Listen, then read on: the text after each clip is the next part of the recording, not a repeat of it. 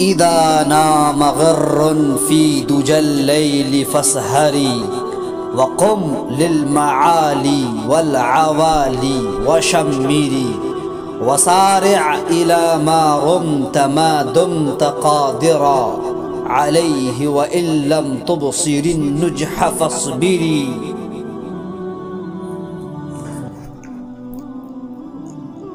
السلام عليكم ورحمة الله وبركاته. نحمده ونصلي على رسوله الكريم، أما بعد، فقد قال الله تبارك وتعالى في القرآن المقدس والمطهر: أعوذ بالله من الشيطان الرجيم، بسم الله الرحمن الرحيم. إنا أنزلناه قرآنا عربيا لعلكم تعقلون. صدق الله العظيم. أيها الأحبة، إن طلاب دار العلوم فيض محمدي هتيا جراه سعوا نحو عقد حفلة شعرية عربية في رحابها برئاسة رئيس الشؤون التعليمية لدار العلوم فيض محمدي، فأريد أن أبدأ الحفلة بتلاوة القرآن الكريم، فلذا أدعو الأخ محمد ناصر فليتفضل مشكورا.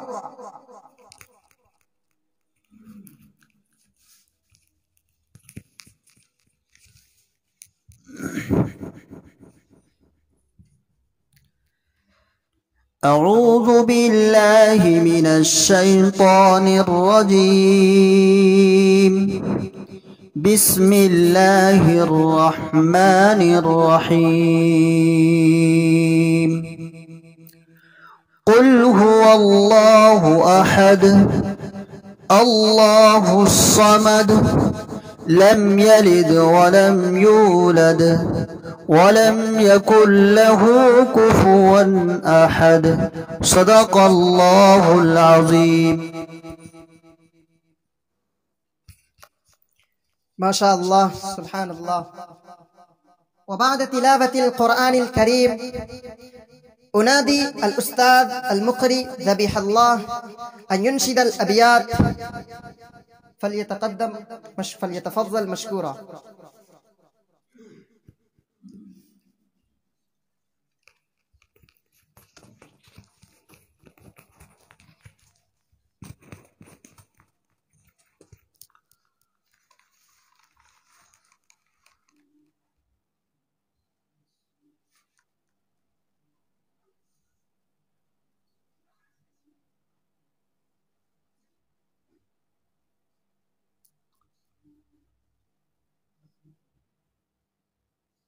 बंद कर दो, मेरी नहीं रही। अस्सलामु अलैकुम वरहमतुल्लाहि वबरकातुह। रईसल जलसती शिअरिया व तलबत दारिल उलूम फैज़ मुहम्मदी अशकुरुल्लाह तआला अल्लज़ी वफ़क़नी लितक़दीमिल अबियात फ़ी मदहिन नबी सल्लल्लाहु अलैहि वसल्लम।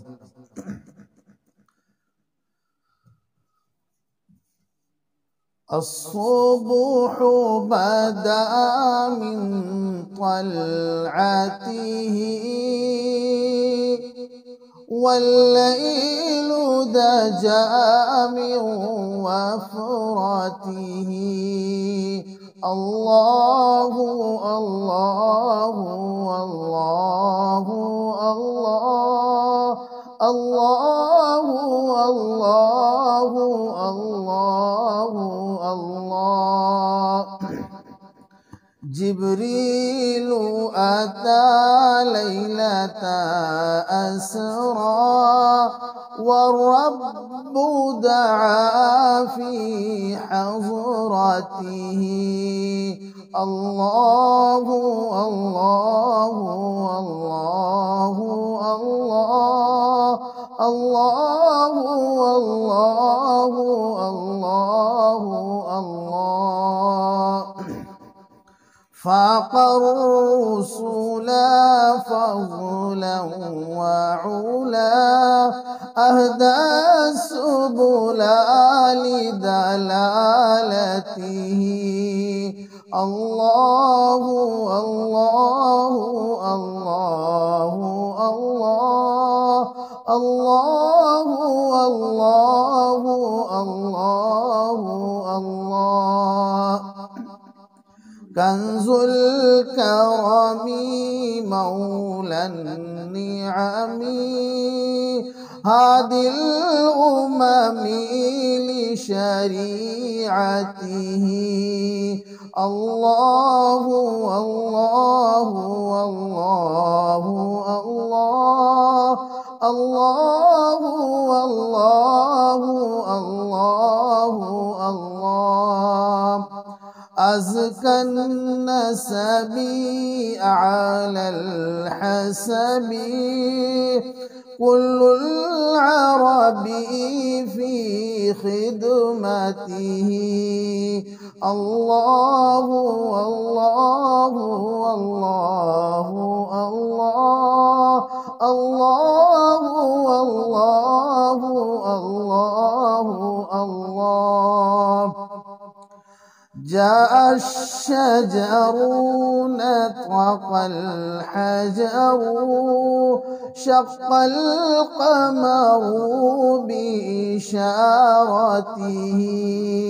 الله الله الله الله الله الله الله الله الصبح بدا من طلعته والليل دجا من وفرته الله الله الله الله الله الله الله الله السلام عليكم ورحمة الله.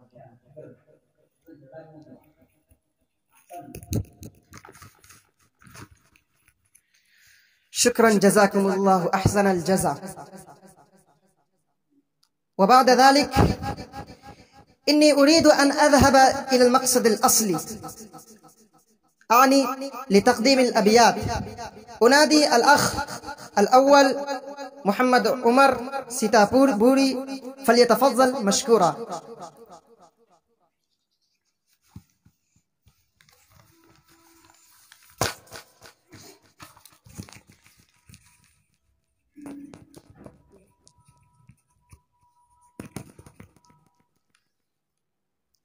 السلام عليكم ورحمة الله وبركاته. أقدم أمامكم أبياتا واستمعوا إلي أيها الحاضرون. قال الشاعر: لا يكشف الغماء إلا ابن حرة، لا يكشف الغماء إلا ابن حرة، يرى غمرات الموت ثم يزورها، يرى غمرات الموت ثم يزورها. نقاسمهم أسيافنا شر قسمة، نقاسمهم أسيافنا شر قسمة، ففينا غواشيها وفيهم صدورها، ففينا غواشيها وفيها صدورنا. وقال أيضا: هوايا مع الركب اليمانين مسعد، هوايا مع الركب اليمانين مسعد، جنيب وجسماني بمكة موثق، جنيب وجسماني بمكة موثق. عجبت لمصرها وأني تخلصت إلي، عجبت لمصرها وأني تخلصت إلي. وباب السجن دوني مغلق، وباب السجن دوني مغلق. ألمت فحيت ثم قامت فودعت، ألمت فحيت ثم قامت فودعت. فلما تولت كادت النفس تزهق. فلا تحسبي أني تخشعت بعدكم، فلا تحسبي أني تخشعت بعدكم. लिशैइन वला अन्नी मिनल मौति अफ़रक़ू, लिशैइन वला अन्नी मिनल मौति अफ़रक़ू। वक़ाल अश-शाइर वला अन्ना नफ्सी यज़दहीहा वईदुकुम, वला अन्ना नफ्सी यज़दहीहा वईदुकुम, वला अन्ननी बिलमशी फिल क़ैद अख़रक़ू, वला अन्ननी बिलमशी फिल क़ैद अख़रक़ू, वलाकिन अर्रतनी मिन हवा की ज़मानतुन, वलाकिन अर्रतनी मिन हवा की ज़मानतुन, कमा कुन्तु अल्क़ी मिनकी इज़ा अना मुतलक़ू।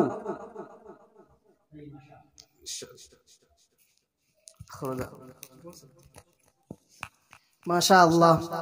वबाद ज़ालिक मोहम्मद नौशाद फुरनवी फलियतफ़द्दल मशकूरा।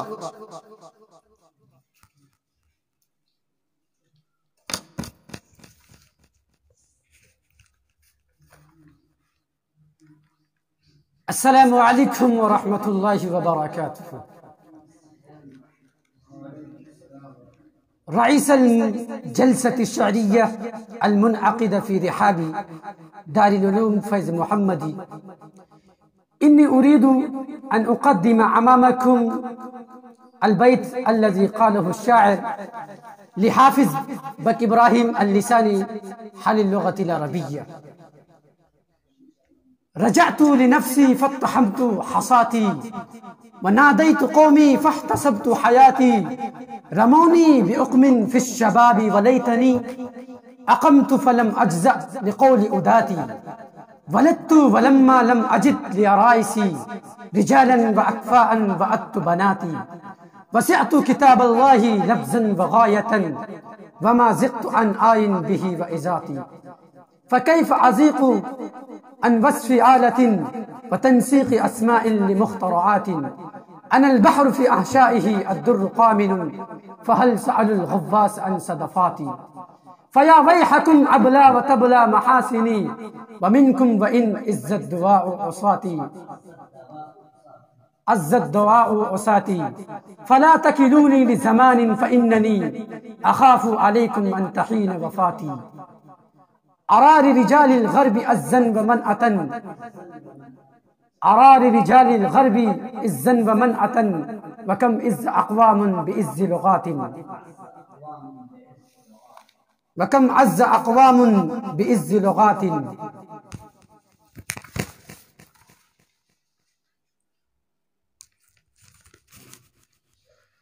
माशा अल्लाह।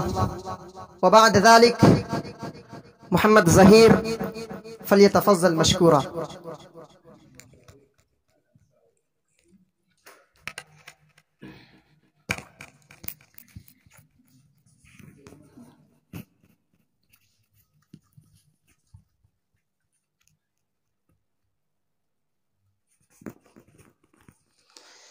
अस्सलामु अलैकुम व रहमतुल्लाहि व बरकातुहू। أولا نشكر الله سبحانه وتعالى الذي أعطانا هذا الوقت لإنشاد الأبيات التي قيلت عن اللغة العربية. وقال هذه الأبيات البارودي في خصلته وشجاعته. الشيخ رئيس هذه الحفلة الشعرية العديدة الشيخ المفتي الانتخاب الندوي الذي أعدنا لهذه الحفلة.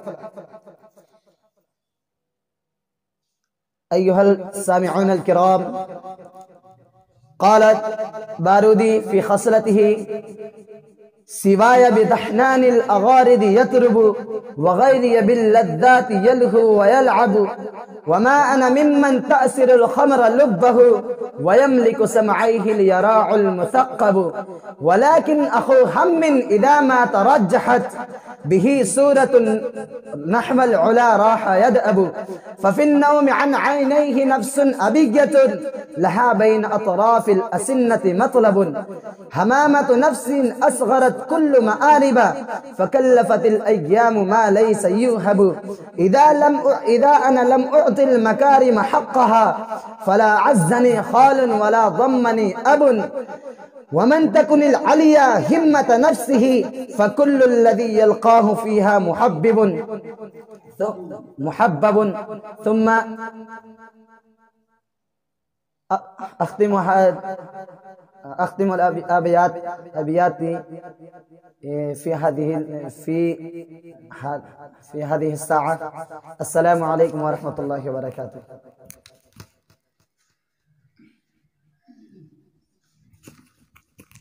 جزاك الله. وبعد ذلك الأخ محمد راشد فورنبي فليتفضل مشكورا.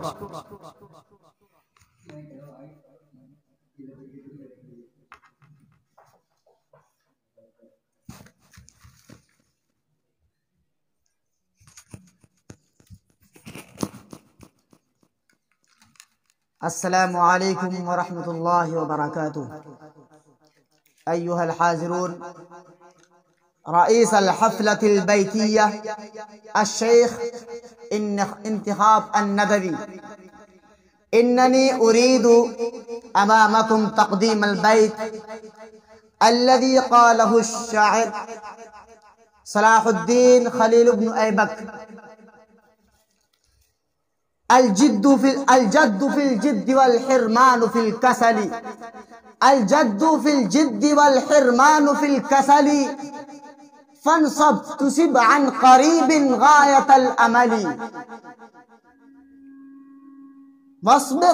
واصبر على كل ما يأتي الزمان به، صبر الحسام بكف الدارع البطل، واستشعر الحلم في كل الأمور ولا تسرع ببادرة يوما إلى رجل، وإن بليت بشخص لا خلاق له، وإن بليت بشخص لا خلاق له فكن كأنك لم تسمع ولم يقل، ولا يغرنك من تبدو بشاشته، ولا يغرنك من تبدو بشاشته منه إليك، فإن السم في العسل. وإن أردت نجاحا أو بلوغ منى، وإن أردت نجاحا أو بلوغ منى، فاكتم أمورك عن حاف ومنتعل. السلام عليكم.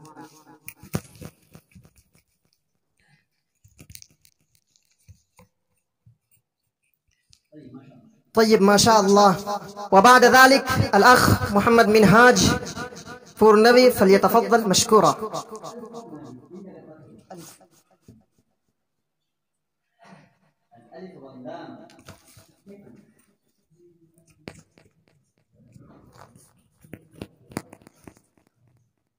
السلام عليك رئيس الحفلة المكرم الشعري الأستاذ الشيخ مفتي انتخاب الندوي والأخ محمد شهباز. أنا أريد أمامكم يقديم الأبيات الذي قوله تقديم الأبيات الذي قوله الشاعر ابن سماء الملك في الفخر: سواي يهاب الموت أو يرهب الردى، وغيري يهوى أن يعيش مخلدا، ولكنني لا أرهب الدهر إن سطى، ولا أحضر الموت الزوام إذا عدا، ولو مد نحوي حادث الدهر كفه، ولو مد نحوي حادث الدهر كفه، ولا لحدثت نفسي أن أمد له يدا، توقد عزمي أن يترك الماء جمرة، توقد عزمي أن يترك الماء جمرة، وحيلة حلمي تترك السيف مبردا،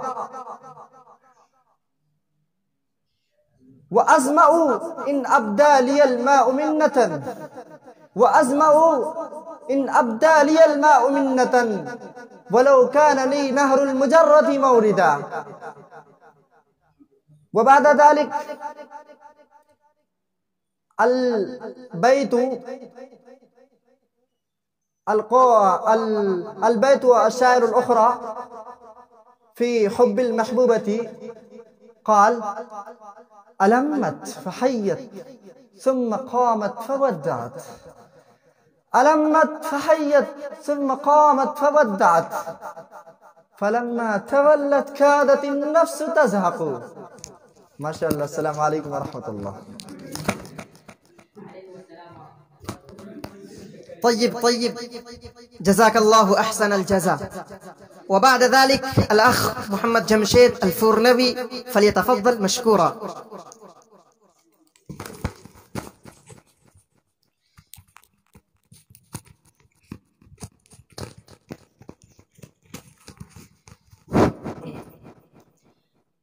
السلام عليكم ورحمة الله وبركاته. رئيس الحفلة الشعرية الشيخ انتخاب الندوي، إنني أريد أمامكم تقديم البيت الذي قاله الشاعر مهذب الدين: وإذا الكريم رأى الخمول نزيله في منزل فالحزم أن يترحلا، كالبدر لما أن تضاءل جد في طلب الكمال فحازه متنقلا، سمحا لحلمك إن رزئت بمشرب رنق ورزق الله قد ملأ الملا، ساهمت عيسك مر عيشك قائدا أفلا فليت بهن ناصية الفلا، فارق ترك السيف سل فبان في متنيهما أخف القراب وأخملا، لا تحسبن ذهاب نفسك ميتة ما الموت إلا أن تعيش مزللا، للقفر لا للفقر هبها إنما مغناك ما أغناك أن نتوسلا، لا ترضى من دنياك ما أدناك من دنس وكنت فانجلا ثم انجلا، دنس وكنت فانجلا ثم انجلا. وبعد ذلك: طاب سائي بالأمل لست أرضى بالكسل، غايتي نين الطلب لا أبالي بالتعب، أبتني البيت الحسن بنظام للسكن ولي كتي أذهب لست يوم العلعاب، كل صيف أجمع لي طعام يشبع، فإذا جاء المطر كان لبيت المقر، ذاك شاني في السجر ونظامي في الكبر، إنني نعم المثل باجتهادي في العمل. السلام عليكم ورحمة الله.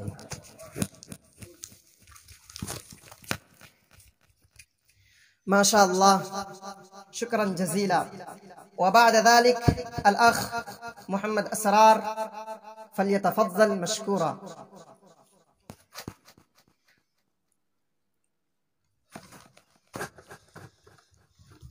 السلام عليكم ورحمة الله. رئيس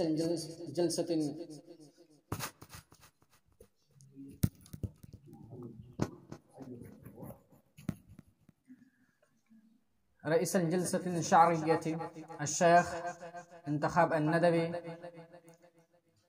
يا أيها الأحبة، أريد أن أقدم أبيات عديدة. بعده قال الشاعر بهاء الدين: يغيب إذا غبت عني السرور، يغيب إذا غبت عني السرور، فلا غاب أنسك عن مجلسي، فكم نزهة فيك للناظرين، فكم نزهة فيك للناظرين، وكم راحة فيك لأنفسي، وكم راحة فيك لأنفسي. وقال الشاعر آخر: فبكائي ربما أركها، فبكائي ربما أركها، وبكاها ربما أركني، ولقد تشكو فما أفهمها، ولقد تشكو فما أفهمها، ولقد أشكو فما أفهمني، يفهمني، ولقد أشكو فما أفهمني، يفهمني. वाखिर दवाना।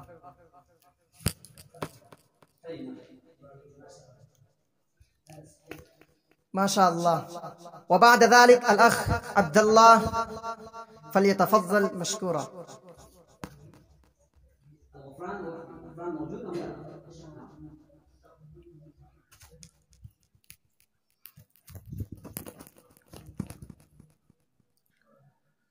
अस्सलामु अलैकुम व रहमतुल्लाहि व बरकातुह। नहमदुहु व नुसल्ली अला रसूलिहिल करीम, अम्मा बाद। रईसल जलसा व इख्वानी अहिब्बाई, उरीदु अन उक़द्दिम अमामकुम अबियातिन अदीदतन। फदत नफ्सी व मा मलकत यमीनी, फदत नफ्सी व मा मलकत यमीनी, फवारिस सुद्दिक़त फ़ीहिम ज़ुनूनी, फवारिस ला यमल्लून अल मनाया, फवारिस ला यमल्लून अल मनाया, इज़ा दारत रहल हर्बि ज़बूनी, वला यजज़ून मिन हसनिन बिसीइन, वला यजज़ून मिन हसनिन बिसीइन, वला यजज़ून मिन हसनिन बिसीइन, वला यजज़ून मिन ग़िलज़िन बिलीलिन।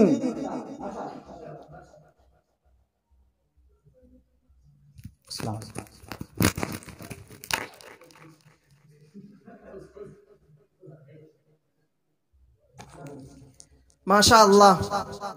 वबाद ज़ालिक अल अख गुफ़रान अहमद फलियतफज़्ज़ल मशकूरा।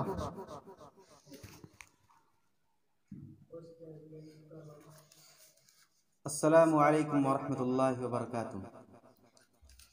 फ़राइसल हफ़लतिल मुबज्जल वल हाज़िरून अल इकराम, अव्वलन अश्कुरुकुम शुक्रन अन्नकुम अतहतुम लिहाज़िहिल अब्दिल हक़ीर फ़ुर्सतन लित्ताबीर अम्मा फ़ी ज़मीर, फ़हा हुवा युक़द्दिमु इलैकुमुल कलिमातिद दीनियतिस सहलतस साइग़ा, फल मरजू मिनकुमुल इस्तिमा' बिकुल्लि शौक़िन व रग़बा। अय्युहल हाज़िरून अल इकराम, उहिब्बु अन अनशिद अबियातिन अमामकुम। क़ाल शायर फ़ी दीवान हमासा, ला यसअलून अख़ाहुम हीन यंदुबुहुम, ला यसअलून अख़ाहुम हीन यंदुबुहुम, फ़िन्नाइबाति अला मा क़ाल बुरहाना, लाकिन्न क़ौमी व इन कानू ज़वी अददिन, लाकिन्न क़ौमी व इन कानू ज़वी अददिन, लैसू मिनश्शर्रि फ़ी शैइन व इन हाना, क़ौमुन इज़ा श्शर्रु अबदा नाजिज़ैहि लहुम, क़ौमुन इज़ा श्शर्रु अबदा नाजिज़ैहि लहुम, तारू इलैहि ज़राफ़ातिन व हुदाना, इज़न लक़ाम बिनस्री माशरुन खुशनुन, इज़न लक़ाम बिनस्री माशरुन खुशनुन, इंदल हफ़ीज़ति इन ज़ुलूसतिन लाना, अलम्मत फ़हय्यत सुम्मा क़ामत फ़वद्दअत, अलम्मत फ़हय्यत सुम्मा क़ामत फ़वद्दअत, फलम्मा तवल्लत कादतिन नफ्सु तज़हक़ु, यजज़ून मिन ज़ुल्मि अहलि ज़ुल्मि मग़फ़िरतन, यजज़ून मिन ज़ुल्मि अहलि ज़ुल्मि मग़फ़िरतन, व मिन इसाअतिन अहलि स्सूइ इहसाना।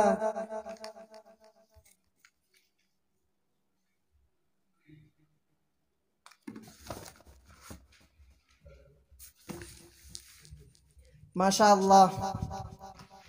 इन्नी उरीदु अन उक़द्दिम अयज़न अमामकुम बिबैतिल्लज़ी क़ालहु शाइर अल-फ़िंदु ज़मानिय्यु फ़ी हर्बिल बसूस।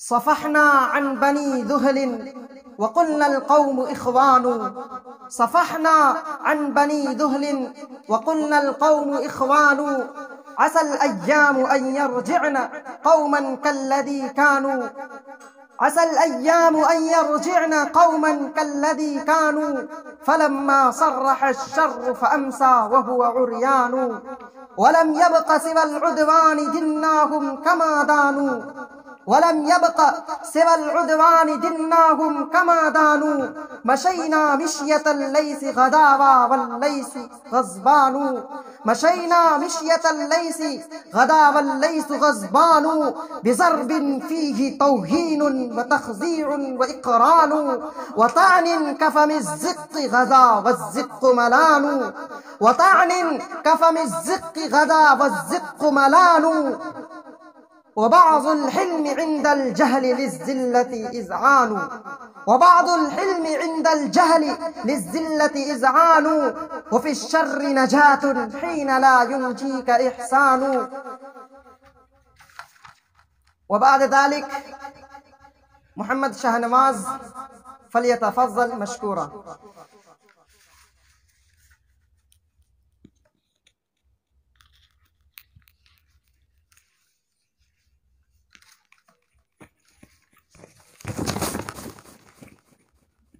السلام عليكم ورحمة الله وبركاته. رئيسة الحفلة المبجل، أيها الحاضرون الإخوة، أريد أن أمامكم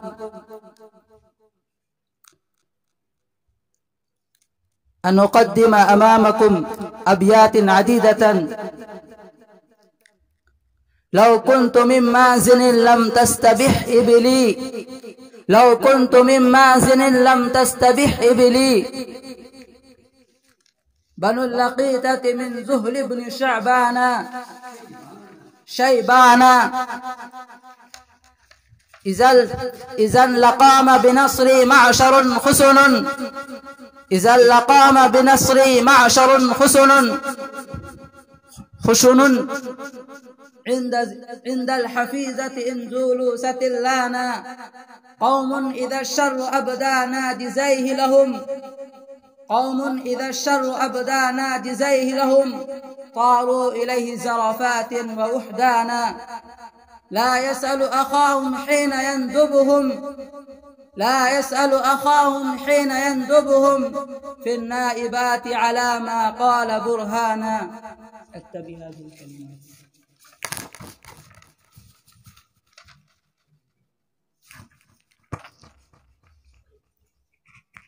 طيب، ما شاء الله.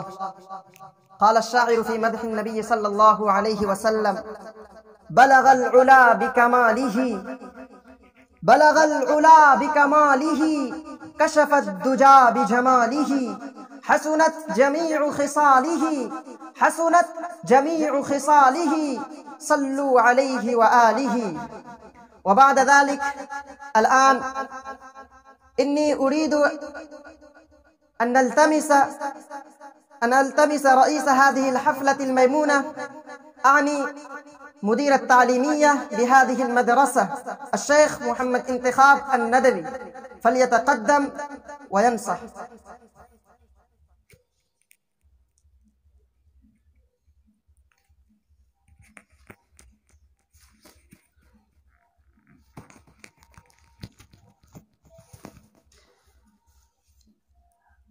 تحية وسلاما من سعداء الجنان، طلبتي البررة. بعدما نشكر الله سبحانه وتعالى الذي وفقنا للاستماع في هذه المناسبة للأبيات والأشعار الارتجالية، ولا شك أيها الطلبة أن هذه الحفلة عقدت بدون أي استعداد، وإنني أشكركم أنكم أتيتم وشاركتم في هذه الجلسة وفي هذه الحفلة بشوق ورغبة.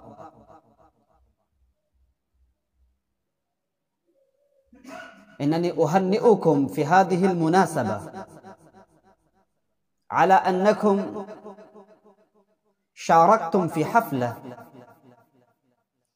كانت محتوية على الأبيات العربية التي حفظتموها من كتب شعرية من المجموعة والحماسة.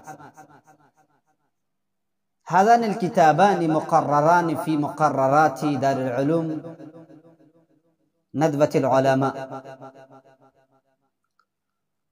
وهذا من حسن حظنا أن الله سبحانه وتعالى وفقنا للحب اللغة العربية، كما نحن نحب اللغة الأردبية، وكذلك نحب أكثر هذه اللغة التي هي لغة القرآن ولغة الحديث. إخواني وأحبائي، هناك أساليب مختلفة، أسلوب للأبيات الأردية وأسلوب آخر للأبيات العربية. لا شك إنكم تحفظون الأشعار والأبيات الأردبية، وإنكم تقدمونها أمام الطلاب وأمام إخوانكم وأمام عامة الناس جهوريا معلين أصواتكم. وأما الأسلوب الذي يستعمل لتقديم الأبيات العربية هذا أسلوب آخر، أسلوب لطيف، أسلوب محبب. مثلا أنني أقدم أمامكم أبياتا عديدة، وبعض الطلاب إنهم قدموا أيضا هذا البيت الذي قاله الفند الزماني: صفحنا عن بني ذهل وقلنا القوم إخوان. هناك هذا الشعر، يعني هذا البيت يقتضي هذا الأسلوب: صفحنا عن بني ذهل وقلنا القوم إخوان، عسى الأيام أن يرجعن قوما كالذي كانوا، فلما صرح الشر فأمسى وهو عريان. نعم، هذا أسلوب، هذا أسلوب للبيت العربي. وكذلك إخواني هناك شعر هذا أيضا قدمه طالب، وإنه قد أخطأ أيضا في الإعراب، وهذا من التأكيد عليكم أن تتوجهوا وتهتموا بتصحيح الإعراب. إنكم أخطأتم كثيرا من الأخطاء في الإعراب والمخارج. مخارج اللغة العربية هي لغة تقتضي المخارج وتصحيح المخارج. غين، جيم، ضاد، عين، غين، غين. مثلا قال هناك طالب هذا الشعر: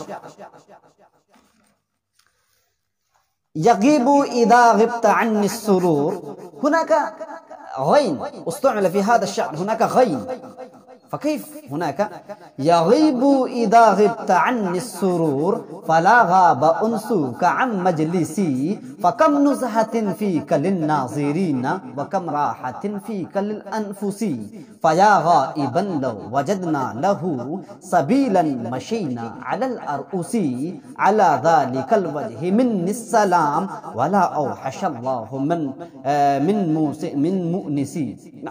وكذلك هذا الشعر قاله هناك طالب: هوايا مع الركب اليمانين مسعد. نعم، إنه قد أيضا أخطأ في هذا في الإعراب: هوايا مع الركب اليمانين مسعد، جنيب وجسماني بمكة موثق، عجبت لمسراها وأنى تخلصت، عجبت لمسراها.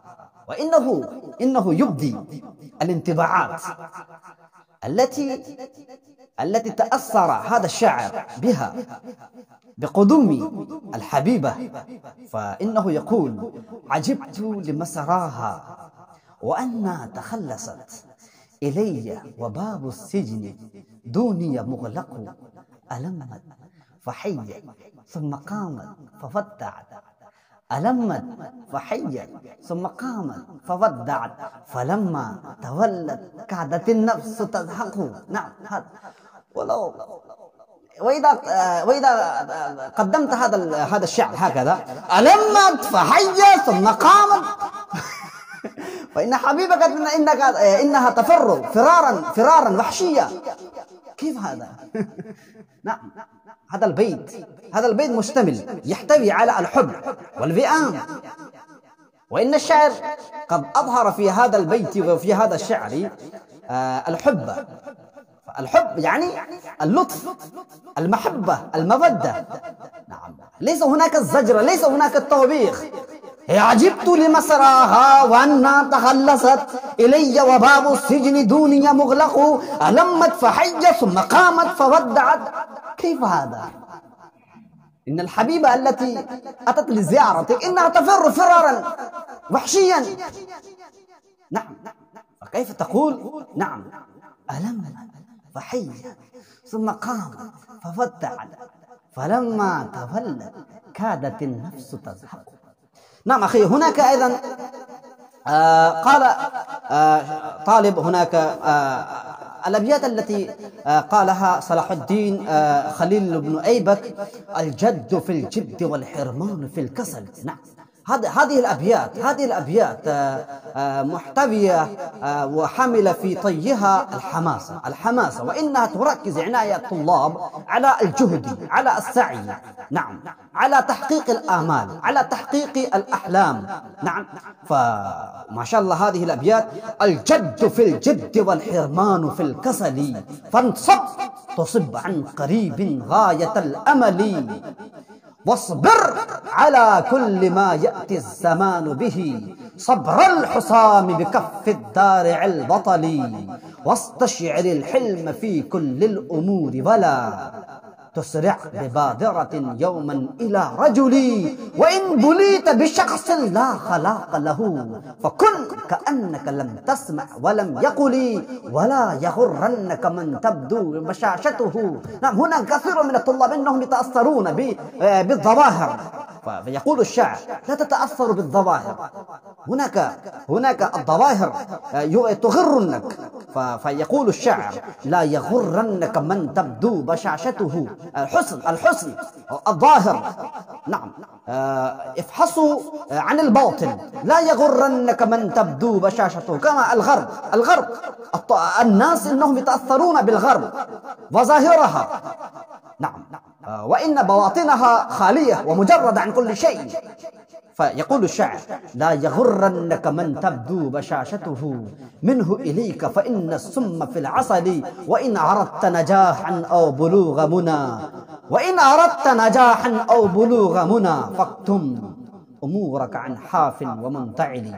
وإنني أختم هذه الحفلة بالأبيات التي قالها الحافظ إبراهيم عن لسان حال اللغة العربية التي أيضا قدم هناك الطالب المجتهد ظهير ما شاء الله: رجعت لنفسي فاتهمت حصاتي، رجعت لنفسي فاتهمت حصاتي وناديت قومي فاحتسبت حياتي.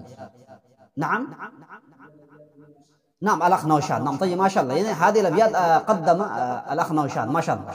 رجعت لنفسي فاتهمت حصاتي وناديت قومي فاحتسبت حياتي رموني بعقم في الشباب وليتني أقمت فلم أدزع لقول عداتي. نعم أقمت كلاهما مستعملا. نعم أقمت فلم أدزع لقول عداتي ولدت ولما لم أجد لعرائسي رجالا وأكفاء وأت بناتي وسعت كتاب الله لفظا وغاية وما ضقت عن آي به وعظاتي فكيف أضيق اليوم عن وصف آلة وتنسيق أسماع المخترعات أنا البحر في أحشائه الدر كامن فهل سألوا الغواص عن صدفاتي فيا ويحكم أبلى وتبلى محاصني ومنكم وإن عز الدواء أساتي فلا تكلوني للزمان فإنني أخاف عليكم أن تحين وفاتي أرى لرجال الغرب عزا ومنعة وكم عز أقوام بعز لغاتي أطوا أهلهم بالمعجزات تفننا فيا ليتكم تأتون فيا ليتكم تأتون بالكلمات أيطربكم من جانب الغرب ناعب ينادي بوأدي في ربيع حياتي ولو تنظرون الطير يوما علمتم بما تحته من عثرة وشطات سقى الله في بطن الجزيرة أعظما يعز عليها يوما أن تلين قناتي حفظن بدادي في البلا وحفظته لهن بقلب دائم الحصرات وفاخرت أهل الغرب والشرق مطرق. نعم. انظروا يا أيها الطلاب، انظروا كيف تقول هذه اللغة. وفاخرت أهل الغرب والشرق مطرق حياء بتلك الأعظم النخرات أرى كل يوم بالجرائد مزلقا تتوجه وتعطف عناياتكم يا أيها الطلاب. اللغة العربية تبكي على حالها. نعم. وفاخرت أهل الغرب والشرق مطرق حياء بتلك الأعظم النخرات أرى كل يوم بالجرائد مزلقا من القبر يدنيني بغير أناتي وأسمع الكتاب في مصر زجة فأعلم أن الصائحين نعاتي أيهجرني قومي عفى الله عنهم. هاي إخواني يا طلاب العلوم الدينية، يا طلاب القرآن، انظروا كيف تقول هذه اللغة، كيف تبكي هذه اللغة. أيهجرني قومي عفى الله عنهم إلى لغة لم تتصل باللغات سرت لوسة الأعجام فيها كما سرى لعاب الأفاعي في مسيل فرات فجاءت كثوب ضم 70 ركعة مشكلة الألوان مختلفات إلى معشر الكتاب والجمع حافل بسطت رجائي بعد بسط شكاتي فإما حياة تبعث الميت في البلا وتنبت في تلك الرموس رفاتي وإما ممات لا قيامة بعده ممات لعمري لم يقص بمماتي. أيها الطلاب، عليكم أن تركزوا عنايتكم على تعلم اللغة العربية. نعم، لأنكم حافظوا القرآن الكريم، لأنكم محافظوا الشريعة التي جاء بها النبي صلى الله عليه وسلم. وإن النبي صلى الله عليه وسلم قد فوض مسؤولية تحفيظ القرآن الكريم ومسؤولية اللغة العربية ومسؤولية التراث الإسلامي إليكم يا أيها الطلاب، إليكم. فعليكم أن تشمروا عن ساق الجد، فعليكم أن تتوجهوا، فعليكم أن تشمروا، فعليكم أن تبادروا، وعليكم أن تتوجهوا، وعليكم أن تسعوا كما قال الشاعر عبد الله باشا ناصحا لابنه إذا نام غر في دجى الليل فاسهري وقم للمعالي والعوالي وشمري وسارع إلى ما رمت ما دمت قادرا عليه وإن لم تبصر النجح فاصبري وأكثر من الشورى فإنك إن تصب تجد مادحا أو تخطئ الرأي تؤضري وعبد مقال الصدق نفسك ضبطه تصدق ولا تركن إلى قول مفتري ولا تقف زلات العباد تعدها فلست على هذا الورى بمسيطري. وفي النهاية أشكركم شكرا جزيلا من صميم القلب ومن صيداء الجنان أنكم شاركتم، وأدعو الله سبحانه وتعالى أن يوفقنا للاستعداد وللمبادرة وللالتحاق بهذه اللغة وللمشاركة في مثل هذه الجلسة الشعرية التي تحتوي على لغة عربية هي لغة النبي صلى الله عليه وسلم، لأن حب اللغة من الإيمان. جزاكم الله أحسن الجزاء. وفي النهاية أيضا أشكر مدير هذه الجلسة الأخ محمد الشهباز، وأشكركم يا جميع الطلبة وزملائي. السلام عليكم ورحمة الله وبركاته.